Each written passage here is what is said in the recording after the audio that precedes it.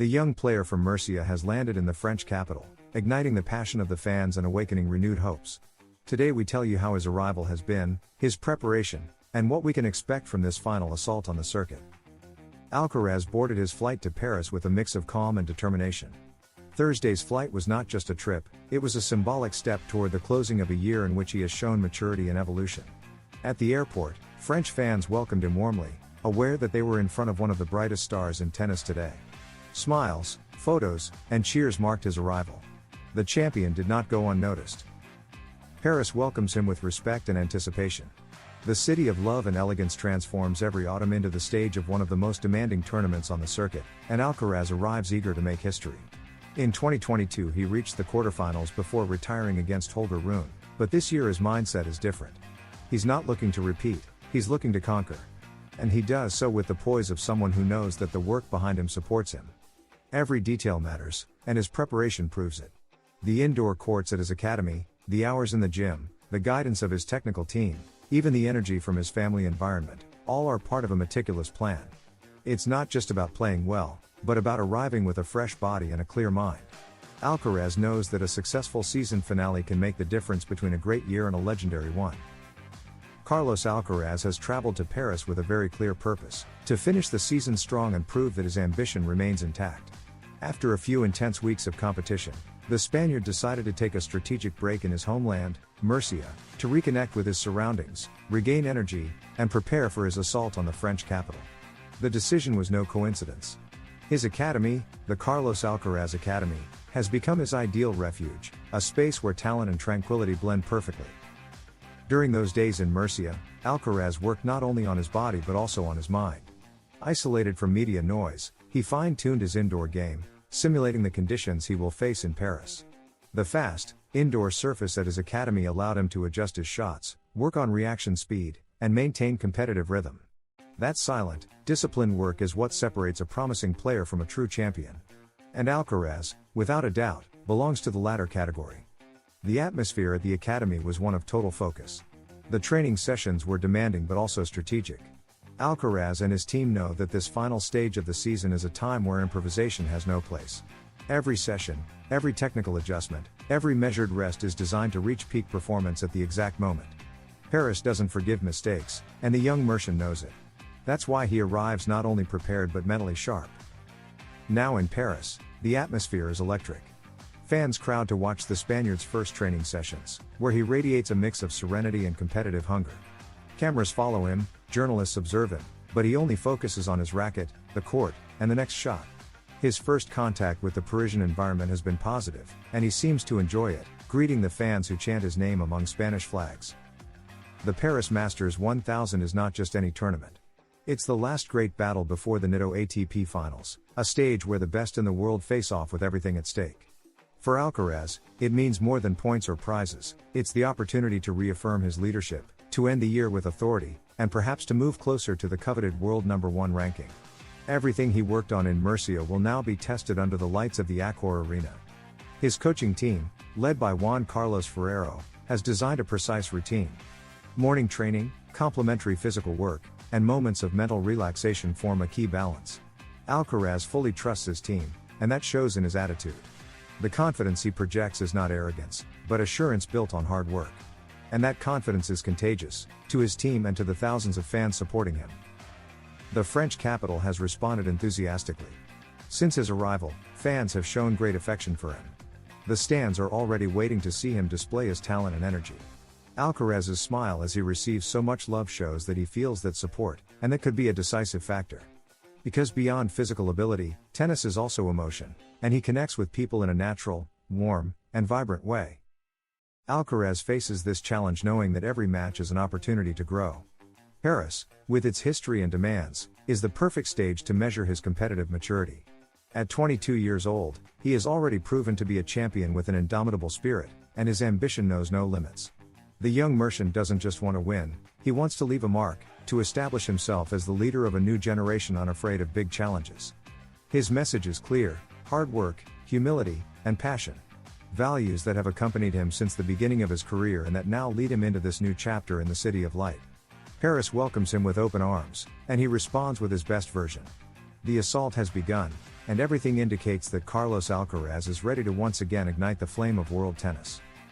Arthur Fils withdraws from the Paris Masters 1000. Starting on October 28, the Défense Arena opens its doors to host the best ATP players, but there will be several significant absences.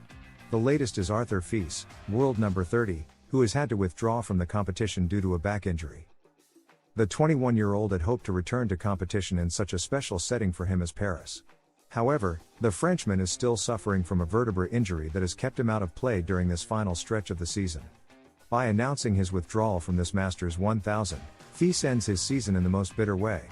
Although not bad news for Carlos Alcaraz, who is seeing some strong potential rivals drop out, players who could have been tricky opponents on indoor hard courts, especially with Djokovic's absence.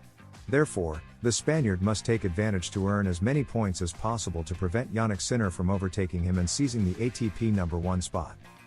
Fils joins Djokovic, Draper, Rune, and Monfils as key absences for the Paris Masters 1000. However, Fils will not be the only prominent player missing from Paris for this last Masters 1000 of the season. The first to announce his withdrawal was Gael Monfils, who has ended his 2025 season and is already preparing for his final year at the top level. But there's also Djokovic's withdrawal, as the Serbian decided to skip the tournament due to physical fatigue. Meanwhile, neither Jack Draper nor Holger Rune will compete, though not by choice. Both the Brit and the Dane have suffered severe injuries this season and won't return until 2026, the most recent being Rune's Achilles tendon rupture, which will keep him sidelined for many months. Impactful message from Ferrer to Alcaraz. David Ferrer, captain of Spain's Davis Cup team, expressed his excitement about competing in the final 8 of the tournament, which will take place in Bologna from November 19 to 23.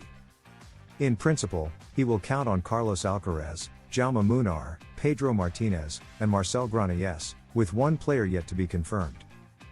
Being in the finals right now is something I value immensely. The top Spanish players couldn't be in the previous tie, and those who were there made a huge effort to get us here. I'm very happy, both as captain and for them, to experience something historic. I'm excited and happy to compete, he said. A very tough tie awaits us against the Czech Republic, which has 2 players in the top 20. It will be quite even, we're aware of that, but we'll be prepared to compete, and we'll have our chances to win, he added. Ferrer did not confirm whether Alejandro Davidovich Fokina, world number 18, would be the 5th player.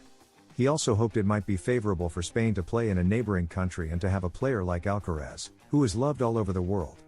He wished both Alcaraz and Marcel Granollers to join the team as late as possible, meaning they would have performed well at the ATP finals in Turin.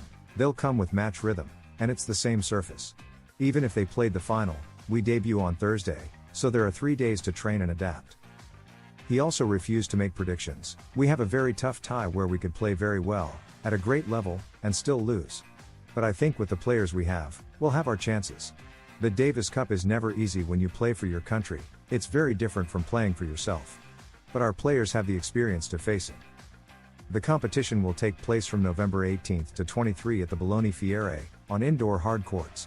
The Czech Republic confirmed Yuri Lehecka, Jakub Mensik, Thomas Makak, Vít Kopriva, and Adam Pavlasek. Alcaraz to lead favorite Spain in the Davis Cup after Sinner's surprising withdrawal. Carlos Alcaraz returns to action. The world number 1 will lead the Spanish team in the Davis Cup Final 8, to be held from November 19 to 23 in Bologna, as confirmed this Monday by captain David Ferrer. His return, after missing the previous rounds, is a huge morale boost for a team dreaming of victory. But the real news of the day wasn't that, it was expected. In a surprising twist, Jannik Sinner will not represent Italy in the event, a withdrawal that completely shakes up the competitive landscape. The hero of the last 2 editions, undefeated and decisive in both Italian triumphs, has decided to skip the tournament due to physical issues and scheduling problems. The scenario now places Spain as one of the main favorites for the title, alongside Germany, led by world number 3 Alexander Zverev. Carlos Alcaraz, absent in the 2 ties against Switzerland and Denmark, arrives eager to make a statement after a remarkable year, 8 titles, including 2 Grand Slams. Ferrer talks about Alcaraz. When asked how he assesses the national team, Ferrer was very clear, highlighting Carlos Alcaraz as a differential player who defines much of Spain's chances, something that also happened during the Rafael Nadal era, when Ferrer was the second option. Now, he'll have to decide who will take that second spot. It's always good to have the best players, and having the number 1 is a privilege for the captain and the team as well, because whether you like it or not, It often guarantees you a point. Regarding the number 2 position, he believes it will be contested, depending on how the players arrive physically.